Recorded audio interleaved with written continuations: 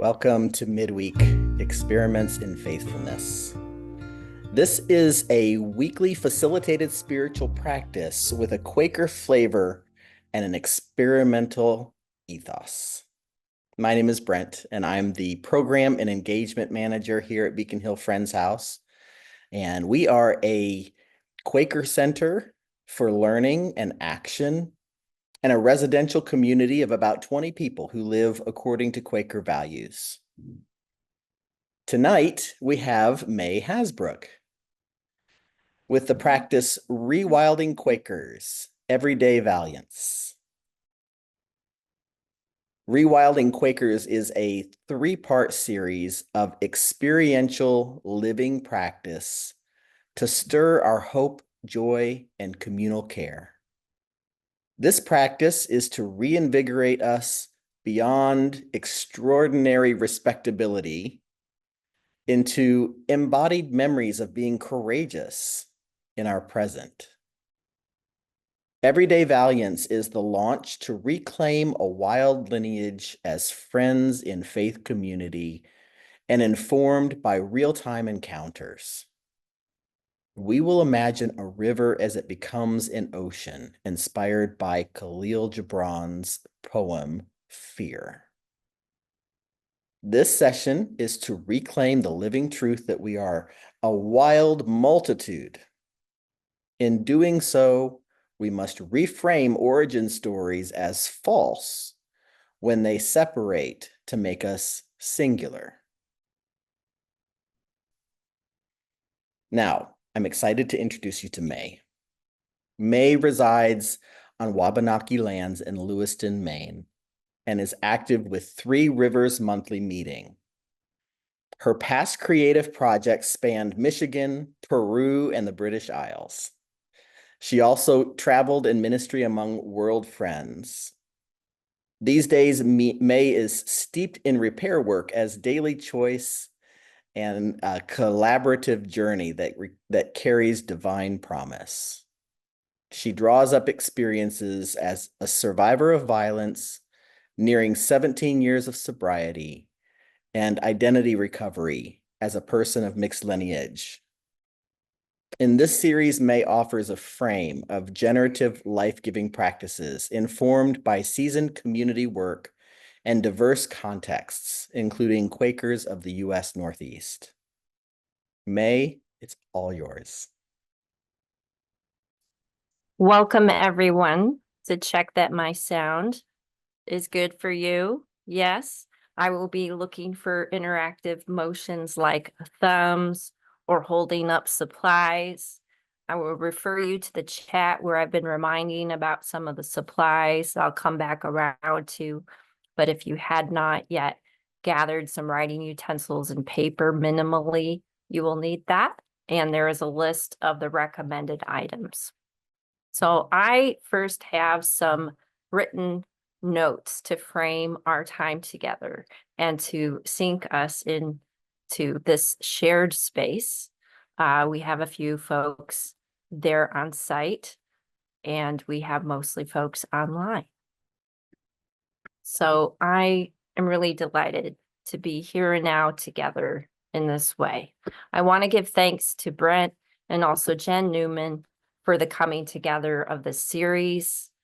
A conversation that Jen and I began in January now bears this fruit, which is exciting. So soon approaching, come mid-October, I do celebrate a longish arc, the 17 years of living sober, which is nearly the same time that I've been walking the earth on a Quaker path. These threads of living are woven into a wider tapestry of experience and meaning-making of being human. Weaving all together, that is capitalized, weaving all together, informs my sense of repair and recovery as daily choices that navigate the parallel presence of harms and hopes. Here's the way I'd name this for our gathering here and now. Moment to moment, pathways of healing unfold through both grace and grit, in relationship to the great mystery, and in relation with the beings who travel the cosmic wonder world together, even as each of us are woven by imperfection and life-saving imagination. Not far behind here and now, in a bend of about a year ago, I resigned recorded membership from my prior Quaker monthly or local meeting, and subsequently its yearly or regional meeting. This step was a last resort to break silence about ongoing harm woven as systemic oppression.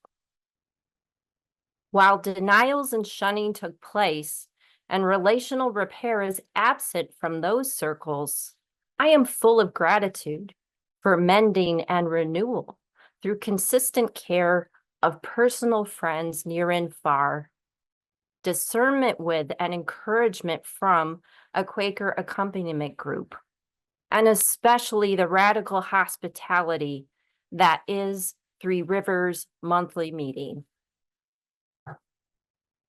So, friends from here and now and friends of friends, that is guests who are not Quaker, but you are so welcome here tonight. The here and now in this shared bend of the Arc of Living that we are co-creating. We all carry rough stuff, personally and planet-wide. We witness and likely contribute to, whether aware or not, harm plus denial of harm. Nonetheless, this gathering is about essential nourishment and the essence of nurturing day-to-day hope, joy, and communal care. The doing or activity of today's session, Everyday Valiance, is one pathway toward being courageous as a practice of embodiment and remembering. That is, embodied memory in our present or here and now. 4 prompts will be offered step by step and related to today's theme. Multiple prompts give us a shared arc. The first is simple drawing or sketching during a story. That's why you need paper and something to write with minimally. The second is a brief brainstorm of words or simple figures. And the third and fourth are distinct experiences of embodied listening while hearing the poem Fear by Kahlil Gibran. So while the prompts focus on recommended materials listed in advance for this program, I am also sharing ideas for anyone who has fewer supplies on hand. So recommended that you have blank lined paper, newsprint, pencil with eraser, and bold dark pen or marker. And additional add-ons might be paste, glue stick, or clear tape, and scissors. Not essential though. Okay. So friends, as we transition to the hands-on part of things, I hope you minimally have an instrument to write with and a sheet of paper. And if you only have one sheet of paper, you can tear it evenly in half, because then you'll have the 2 sheets that you need for what we're doing in this time together. I want to also recognize my elders' accompaniment tonight, Andrew Grant and Jonathan Vogelborn. Thanks to them for being here and holding the space with us. So friends, the 4 prompts that we have, we're going to bob and weave a bit like a river current between these 2 surfaces, these 2 sheets. One would be a blank sheet, and that would be for you to label right now, river becoming ocean. So you want to label one that we consider blank, even if it's lined, river becoming ocean.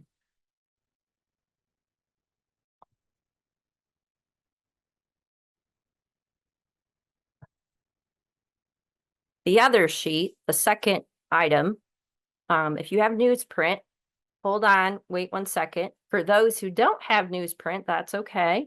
You're going to need that second sheet, and you will create a different version of the newsprint.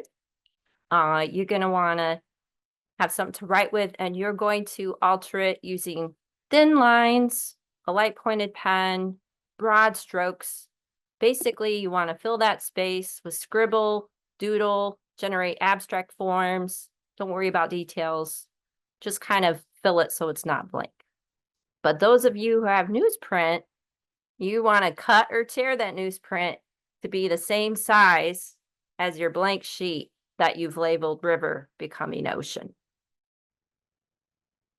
So your second sheet will either be altered because you're doodling all over it with thin lines or some kind of general forms, or you're going to have a newsprint sheet that you've cut or torn to be the same size as the one you've labeled river becoming ocean.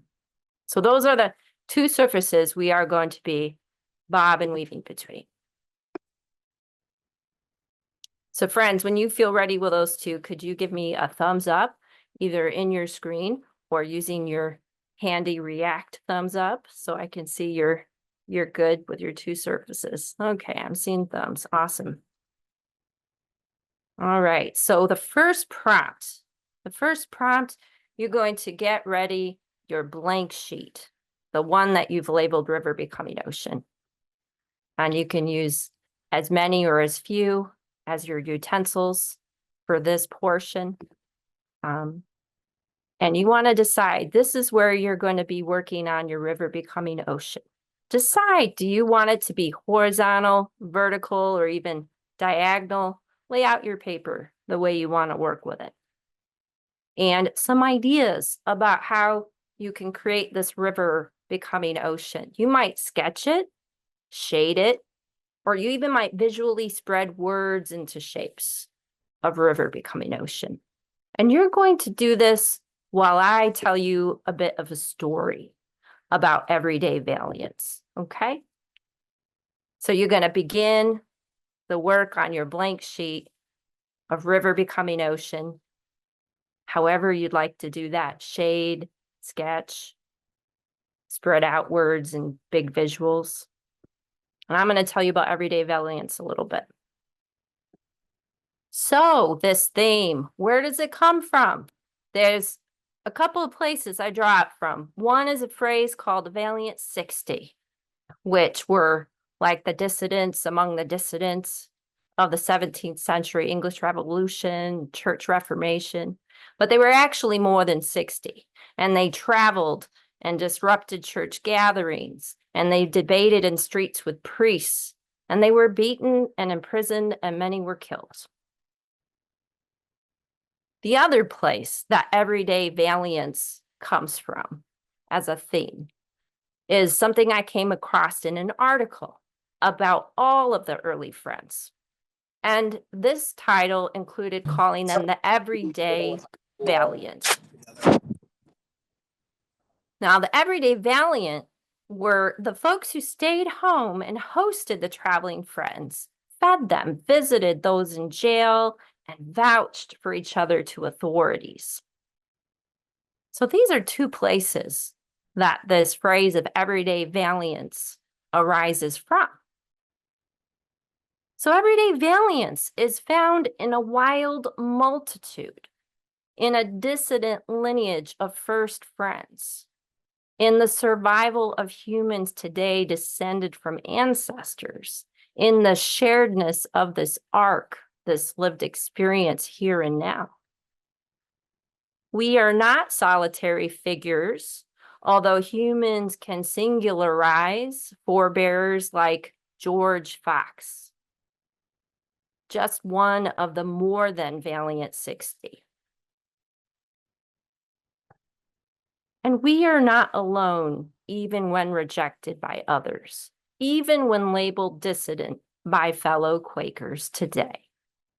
Everyday Valiance is like the many drops of water that form rivers, and all the rivers that become oceans, and the water that's always been and always will be, whatever state or form in being, always connected.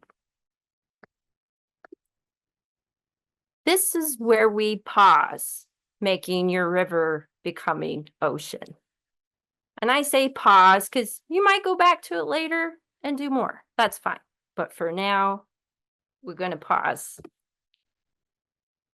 Okay. We're going to switch over, much like there's like sometimes rocks and boulders that pop up in a river and you got to work around them. We're going to shift now to the second prompt. Okay. Now the second prompt is quite different. It's very brief. It'll be timed for about 30 seconds. And for this, you need your other surface, either your newsprint or your doodle sheet. So you need to put that on top or bring that to your focus. And if you have a boulder pen or a marker, you want to use that. And what you're going to do in this prompt that's really brief is you're going to use single words or simple shapes to represent what I ask you. So please be intuitive. Don't pause. Move with your flow of ideas. Okay? I'm hoping that is okay. I'm looking for nods or thumbs like you're good. All right, good. All right. So you ready? You got your thick marker. You ready? Because you're only going to get 30 seconds here. Okay? Simple single words or simple shapes. 30 seconds. What are your fears? Put them on the newsprint or doodle sheet. Go.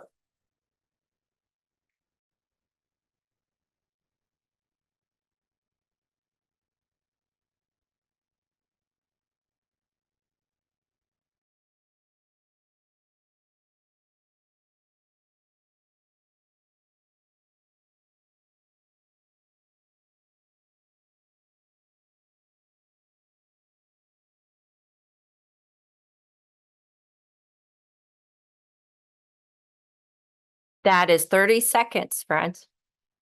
So just stop yourself. Maybe you have more. And again, you could potentially go back to this, but not necessary.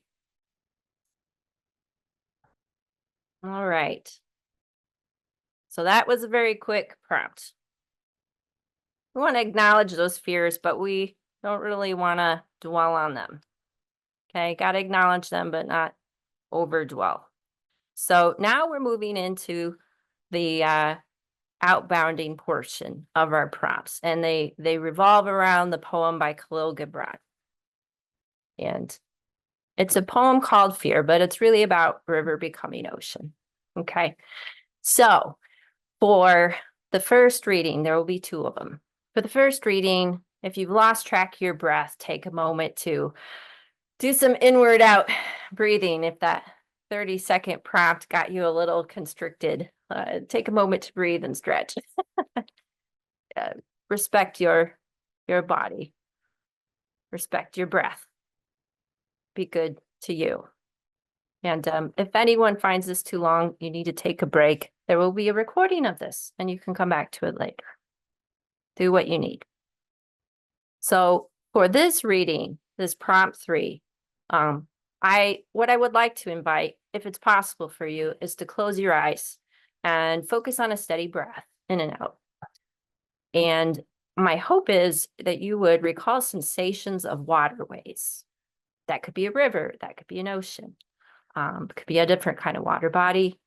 Recall the sounds, smells, feelings, and invite you, and if you need to turn off your video, if it feels more comfortable, that you could move. You could stand, you could sway in your chair, you could lay down during this closed eye, if you're comfortable to do that, and connecting with sensations around waterways that you recall. So this is really about connecting with body and memory. That's what we're inviting. Okay, so I'm going to read out the poem first time for you. And you have your prompt that I have invited you into. It is said that before entering the sea, a river trembles with fear. She looks back at the path she has traveled from the peaks of the mountains, from the long winding road crossing forests and villages. And in front of her, she sees an ocean so vast that to enter there seems nothing more than to disappear forever. But There is no other way. The river cannot go back. Nobody can go back. To go back is impossible in existence. The river needs to take the risk of entering the ocean, because only then will fear disappear, because that's where the river will know. It's not about disappearing into the ocean, but of becoming the ocean.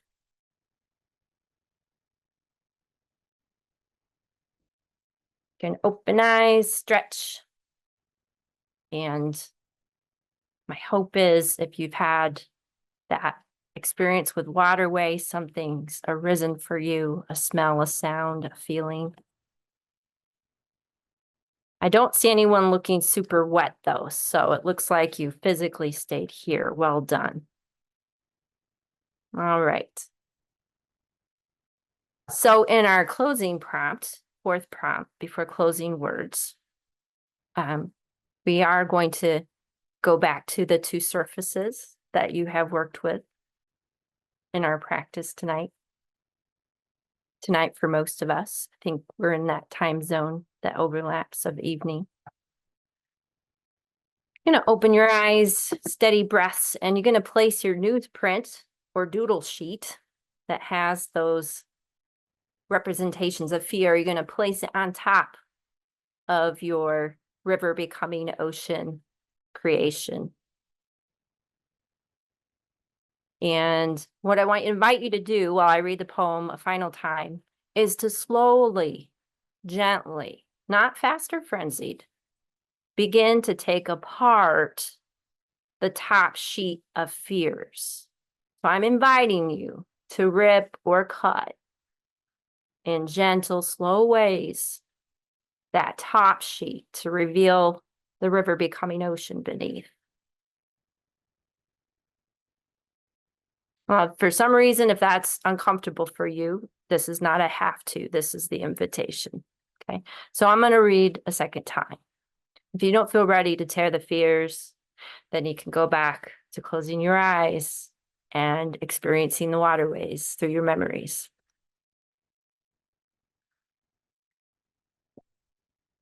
It is said that before entering the sea, a river trembles with fear.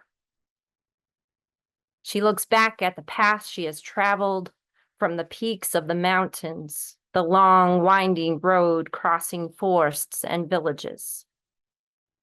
And in front of her, she sees an ocean so vast that to enter there seems nothing more than to disappear forever. But there is no other way. The river cannot go back. Nobody can go back. To go back is impossible in existence. The river needs to take the risk of entering the ocean, because only then will fear disappear, because that's where the river will know. It's not about disappearing into the ocean, but of becoming the ocean.